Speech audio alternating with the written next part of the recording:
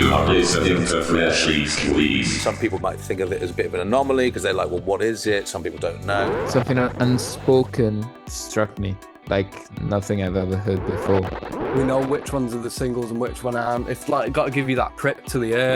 Yeah. How do? Hope you're good, and congratulations! Congratulations on hitting play, because you're about to receive a treat for the ears, an oral experience full of fresh sounds and brand new music. And what's more, just by listening, you are supporting grassroots music. But if you want to support grassroots music even more, how about you tell a mate about this podcast? Grow the Squeezies. That's something I'm trying out, a name for people who listen to the podcast. Help artists we feature find more potential fans every week just by listening and recommending the show to other people. Artists like this week's trio of freshly squeezed picks. We've got an Italian singer-songwriter with a very non-Italian sound coming up shortly. Less Botticelli and more... In fact, let's see if you can guess the comparison I was going to make after you've heard this.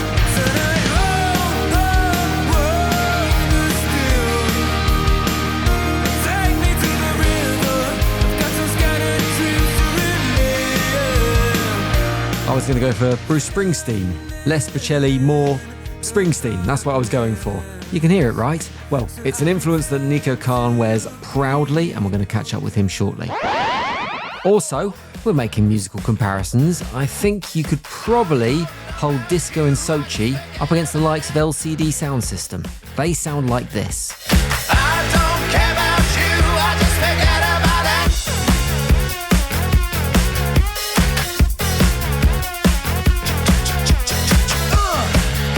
More from them very soon, because they're first up on this week's podcast. And finally, you're going to hear some raw, edgy, filthy music from Mancunia. From the up-and-comers, the Sick Fix.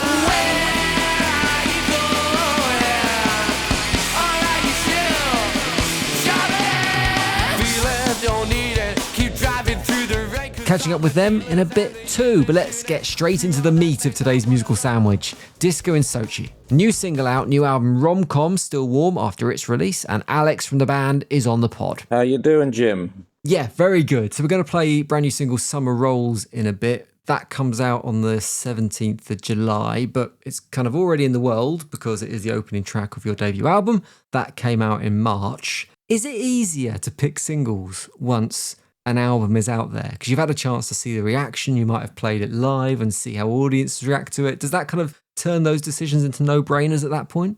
They can. I think you can sometimes always tell what the single is once you've written it, if I'm totally honest. I don't think anyone actually always intends to go out to just write a single for it. It kind of makes itself, I would say. I would always think a lead track or a single is always going to be short, snappy, and obviously very catchy. And I think it kind of gives everything like a little compact little pop record. And that to me is usually what I would go off as a lead single. You've obviously got two periods when you're releasing an album. One is what you feel about the music, and then you release it, and suddenly you've got what you feel about the music plus what everyone else in the world thinks about your music. Does that change your relationship with certain songs? Can there be a song that maybe isn't one of your favourites on the album when it starts to get a bit of love, it kind of elevates it for yourself? Yeah, definitely. Since we started actually, gigging only in 2024, we've been releasing singles since late 2021. We did a couple of years just releasing records and kind of setting a bit of a foundation there. And we still play the same tracks that were released that amount of time ago because it fills out most of our set. But like you say, it's true. Like there was definitely some songs where you're like, I'm getting a bit tired of this. But then you start to see people actually really resonating with it in the audience, and they've actually started to learn the words. And you're like, oh, well, you know what? It's obviously more special to them than it becomes even to yourself, if that makes sense. On the album version of this song, there is a 14-second intro that then kind of feeds into the track. It's like a radio tuning in with a few kind of little sonic bits in there. On the album, what exactly are we hearing there? On that, you're hearing a radio scramble from French radio. When we initially signed, we were given the idea of having a deal with our label. I was very convinced. I was like, I don't want to just do a track-by-track album. I've always kind of like loved the ideas of albums which have soundscapes on them. They might have more of a storyline to it, or they have some sort of skits and things like that in it. And we went to Paris to kind of finish off mixing the rest of this album when we went before it came out. And we just kind of went around, went to some restaurants, which you'll hear on the album, which we picked up some sound for. We went to, we recorded a lady singing in the middle of the Tuileries Gardens, which is like an opera singer, which you'll hear on one of the other tracks as well. And then just scramble from the radio. But, sometimes you can find all these different sort of radio stations on an old school tuner. And that's kind of what we did. We just recorded that, and then we started to, blend it into the songs. And so that when you put the pin on the record, it just flows all the way through as one big piece. I really liked it. And I like the fact it's kind of very analog in what almost feels like a digital album space, because it has got that kind of, it's drum machines, it's synths, it's got that kind of digital production feel to it. It's a really cool juxtaposition. When I was listening, I jotted down some bands that kind of I was almost reminded of when I was listening to your music, and they were LCD Sound System, Prince, Electric Six, Block Party, Jack White, which is like a really eclectic mix of music. How do you categorize yourselves? I think as the show has started to mature and we've started to take on more shows, it kind of develops and it evolves itself. I mean, and I think when it comes down to it, I'm writing songs which are mostly based on, could be romantics, breakups. They could be on just sort of stories of things, of mishaps that happen in life. And I think we can kind of put ourselves in a bracket of like kind of quite romantic, pop driven, disco, dancing, but quite camp at the same time. The other people that we can kind of be, that people say that we sound like, is Scissor Sisters, people like that. I think just because it has, like you said, it has the mixture of analog and digital, I guess humorous, lyrics and danceable beats. I want to talk briefly about the name before we play the new tune, because you came up with Disco in Sochi after seeing a picture of two blokes in a disco in Sochi in 1981. You've told that story before. I think I tracked down the picture. Did you? Yeah, and apparently you might have heard this story before, but to get into that disco, you had to attend a political lecture first. Wow. And I was just wondering, like, when you're inspired by a picture like that, and that's giving you the genesis of the name, do you kind of like try and find out more about the picture? Have you researched who the individuals might be? Or has it just been that point of inspiration, that was a jumping off board and that's it? It comes from a lot of different interests that I have. I love a lot of art and photography, and I'm quite interested in history and culture. So when something like that did come up, it was obviously something that I was just one of my random flick throughs, of a book. And it's how the terminology kind of came out at me, because really it's just a caption, isn't it? At the end of the day. So, and the photo's good, but it's still just a caption, which I'm just like, oh, that sounds pretty cool.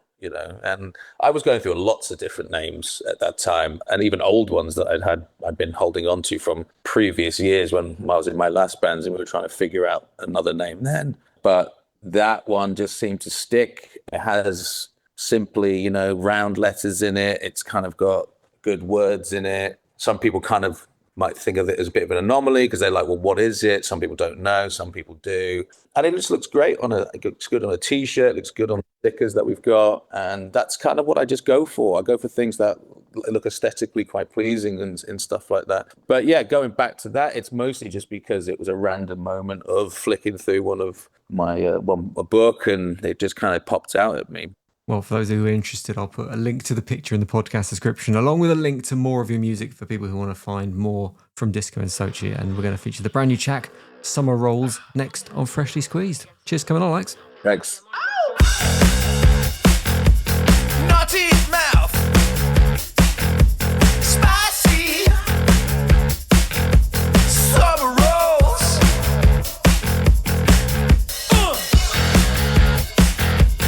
Don't break down. I'm always on a roll.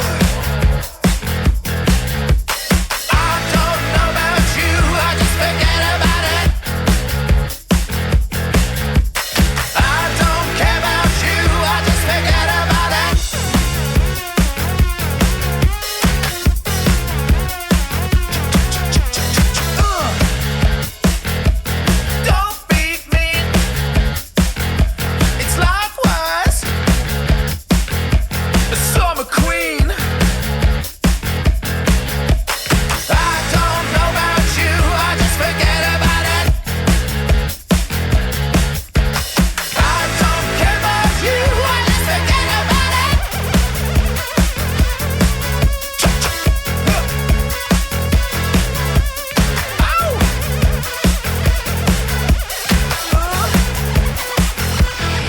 Summer Rolls, super funky from Disco in Sochi.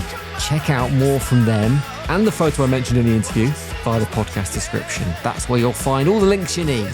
Whilst you're pootling about in the description in your podcast app of choice, also take a second to hit that follow button so you get a notification as soon as the latest episode of this podcast drops. But let's move on.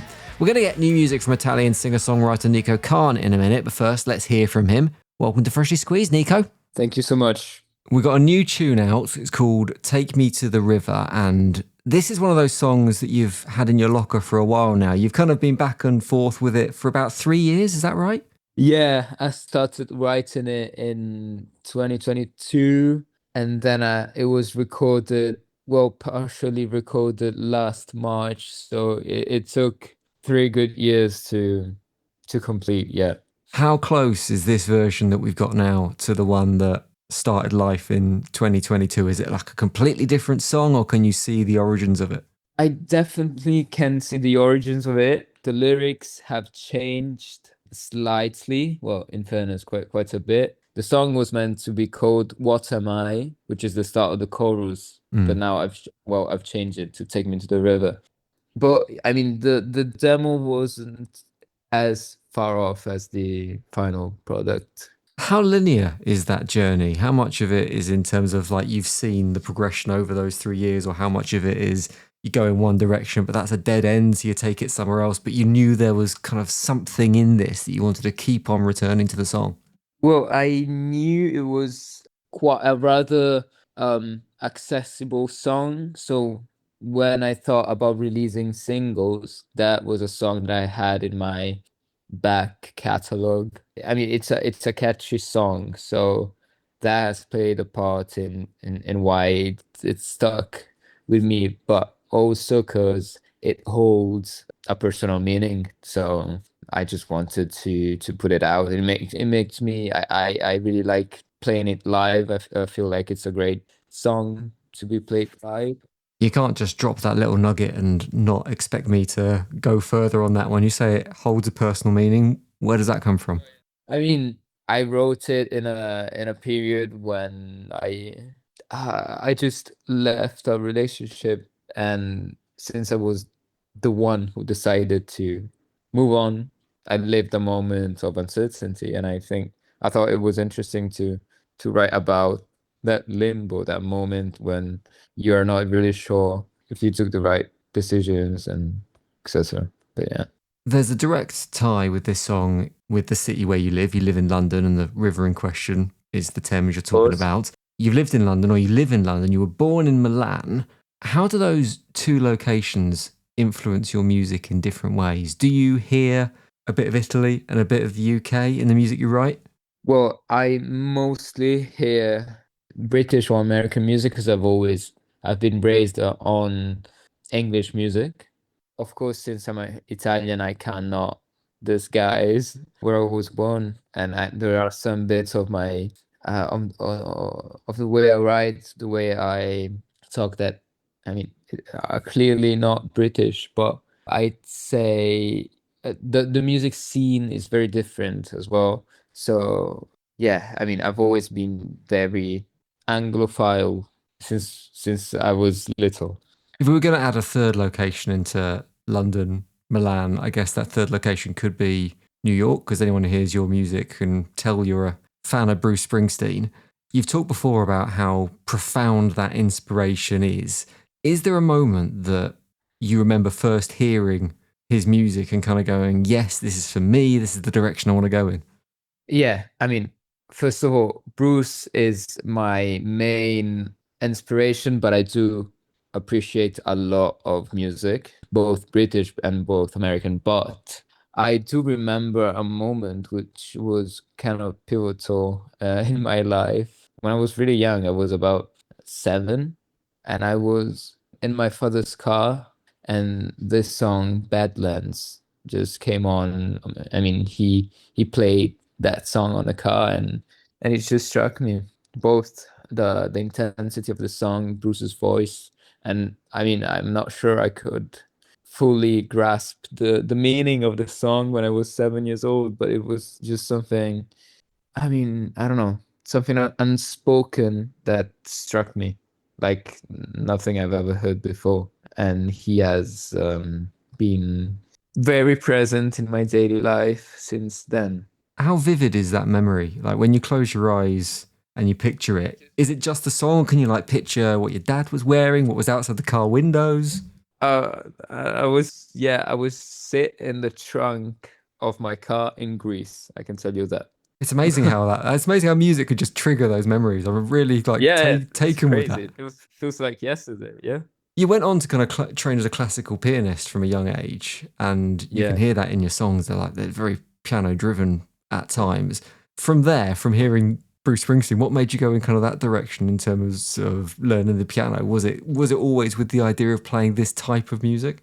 Well, piano was the first instrument I learned, and at first I used to play more classical music. But then when I decided I wanted to be a musician, a full-time musician, I just thought that the piano is not something that has been in the spotlight in recent years. I'm a massive fan of people like Billy Joel, Elton John. I mean, in the 70s and 80s, the pianos used to be a very important instrument. I feel like right now there's a bit of a lack of the piano.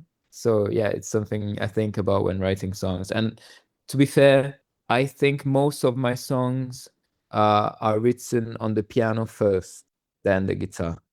Finally, the album is on the way some point soon, the debut album. You did an interview with Rolling Stone at the start of last year, and you said you had 40 songs written for that album. Obviously, you can't release a 40-song EP. It cost you a fortune in vinyl. So how has cutting down those tunes been? Where are you up to with it? I mean, I have 40 very good sounding demo that I've written and produced over the past 3 years. All of that material falls into the aesthetic and world of the album, which will be, I mean, it's going to be called Silver Lining.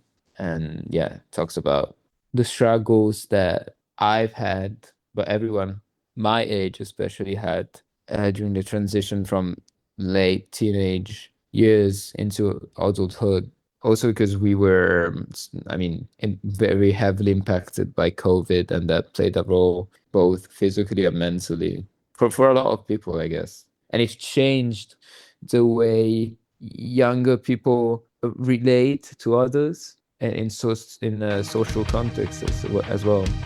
Well, can't wait to hear the album when it comes. We're going to play the brand new tune, Take Me to the River, on Freshly Squeezed in a moment. But Nico, thanks very much for joining me. Thank you so much.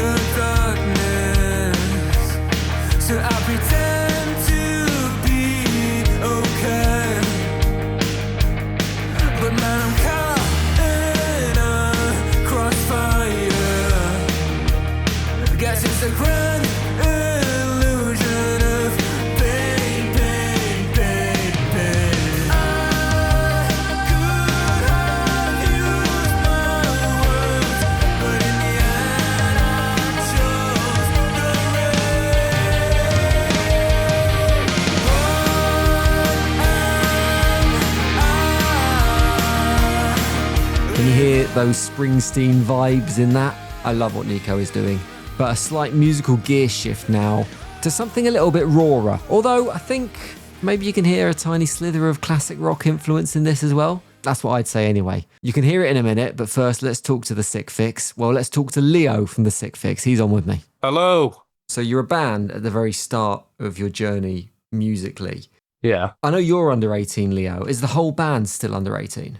Yeah, we've got, I think Alfie's just turned 17. Ollie turned 17 in September. The drummer's still 16, and I'm 17 myself, yeah. I'm sure there's a lot of advantages of kind of being young and in the music industry and starting early, but that must also be a really challenging place to be, being under 18, not least with kind of venue licenses. Does being so young become a barrier to some opportunities? Yeah, it sort of hinders your ability to get into places as well. For example, you've got a lot of venues in Manchester that, in a way, promote grassroots music, but they don't let people under the age of 18 play live in front of audiences when basically the new demographic for bands are younger bands now. And in a way, it's kind of hypocritical. When you find yourself being underage, you got a lot of barriers, and I think that needs to change for a lot of venues. How have you overcome that? Because you've had a reasonable amount of success in this space, I'd say there's a lot of bands that are looking up to you. How do you break down those barriers? Persevere. And sometimes venues just assume that we're of age, so they just let us in. Okay. Yeah. So there's been many times where we've been given like a wristband and stuff like that, over 18 wristband, and then they've searched us up and they'd be like, "Oh shit!" And we're already deep into the rider. So We'll move away from your date of birth because it's not the most important thing. The music is far more important. I heard you say in another interview that your music is kind of a bit of a response to everything else in the industry that sounds too polished and too safe and too filtered. How do you avoid falling into that trap with your own recording process as a band, where you don't kind of redo stuff, get involved in overdubs and all that stuff? I don't know, actually, to be honest with you. We just it's all natural for us. Okay.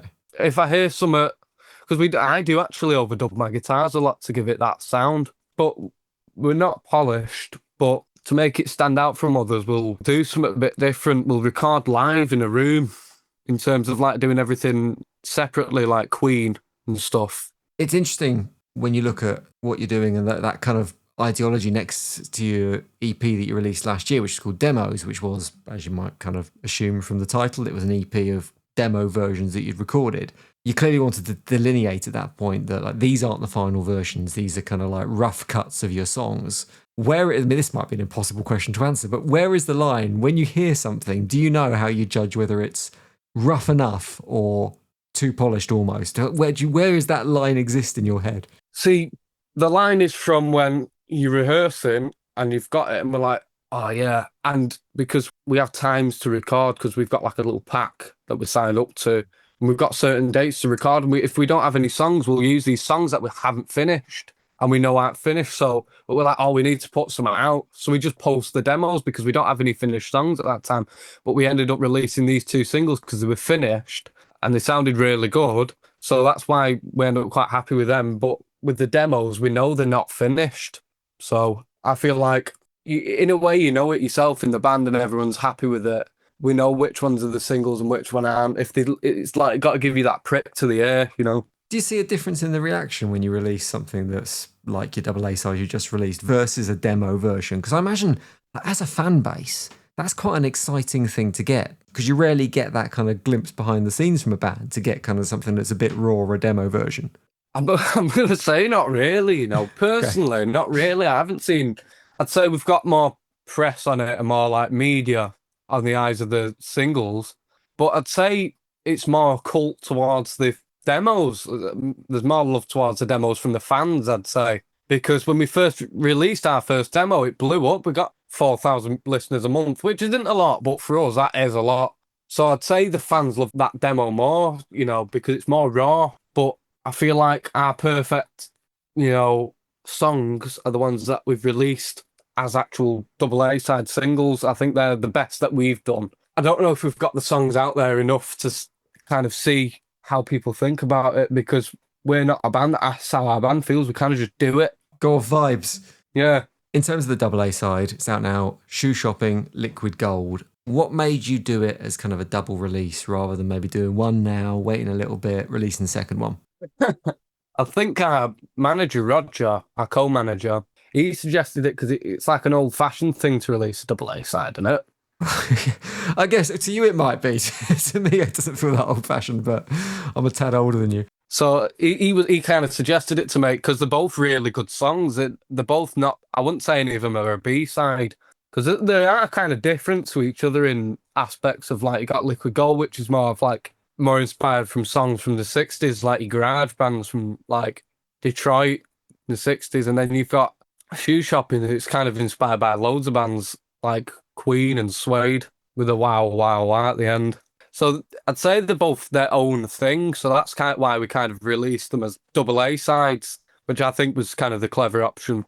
Well, we're going to play one of them on Freshly Squeezed. I'm going to let you pick which one we go for. It might reveal which is your favourite child here. So which out of the two do you want to feature?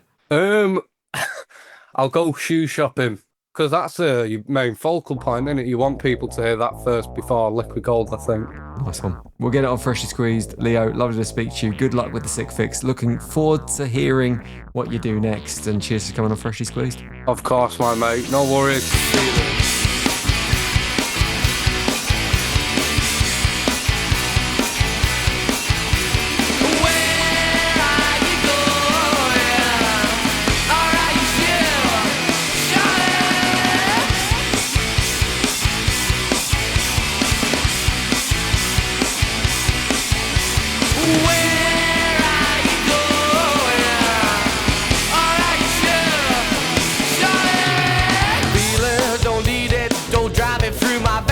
The teachers and the preachers, they just all wanna say, I wanna love. I wanna love. Where are you going? Alright, you chill. Shopping. Feelings, don't need it. Keep driving through the rain, cause all the dealers and the users shooting through all that veins. I wanna love. I wanna love.